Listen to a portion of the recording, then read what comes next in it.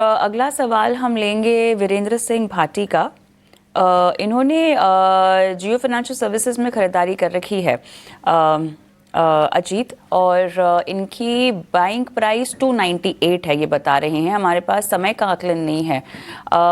बहुत गहरे घाटे में है ये फिलहाल। बिल्कुल कविता, देखिए काफी शार्प डिक्लाइन। अगर मैं देखूं तो दिसंबर मंथ में करीब ये स्टॉक 330 के पास ट्रेड कर रहा था। उसके बाद एक ऑलमोस्ट एक वर्टिकल डिक्लाइन आया करीब 200 तक। अ, अब पिछले करीब एक डेढ़ महीने में कुछ स्टेबलाइज होता हुआ दिख रहा है। ये स्टॉक अपने शॉर्ट टर्म एवरेजेस को रिक्लेम कर लिया है और वहीं पे अब कंसोलिडेट कर रहा है। तो ये एक पॉजिटिव साइन है। मेरे हिसाब से अब एक जो 210-15 का जोन है वो एक इमीडिएट बेस बन गया है।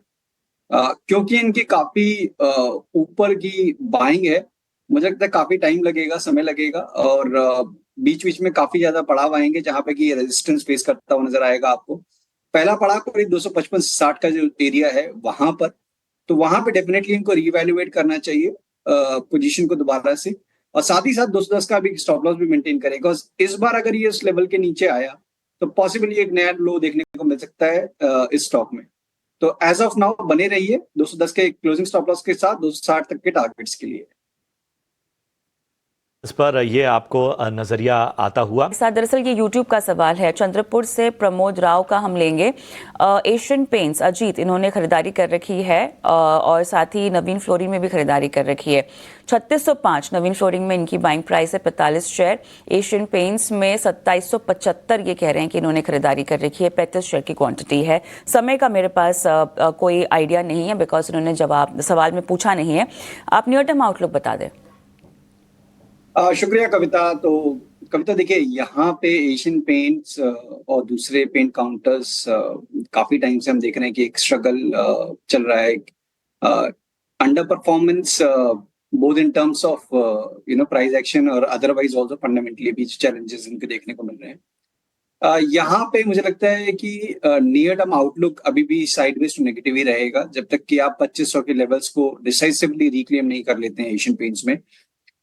उसके बाद 2800 तक के लेवल्स पॉसिबली शायद आपको देखने को मिल जाए। बट अगर आपका नियर टर्म का आउटलुक है तो डेफिनेटली मेरी रिकमेंडेशन होगी इससे निकल जाने के लिए, कंसिडरिंग कि बहुत सारी अपॉर्चुनिटीज है, खासतौर से बैंकिंग, फाइनेंशियल्स, मेटल स्पेस में जहाँ पे कि बहुत स्ट्रॉन्ग ट्रैक्शन देखने को मिल रहा है। तो नियर टर्म में कोई लॉजिक नहीं है कि आप अंडर परफॉर्मिंग काउंटर के साथ बने रहें। दूसरा, नवीन फ्लोरिन डेफिनेटली यहाँ पे काफी ज्यादा स्ट्रेंथ दिख रही है। With in the chemical basket, SRF, Naveen fluorine, ये दोनों लीड कर रहे हैं। एक अच्छे मूव के बाद एक पॉज देखने को मिला है, तो मेरे हिसाब से एक बाइंग अपॉर्चुनिटी है। जिनके पास पोजीशन है डेफिनेटली वो बने रह सकते हैं। 3800 मेरे हिसाब से एक स्ट्रॉन्ग बेस बन गया है, वो आपका अब स्टॉप लॉस रहेगा। और करीब 3 से 6 महीने के अगर टाइम होराइजन के हिसाब से बात करें तो 4600 से लेकर 4800 का जोन, जो कि इनका रिकॉर्ड हाई का एरिया है, वहां तक ये स्टॉक रीटेस्ट करने का पोटेंशियल रखता है।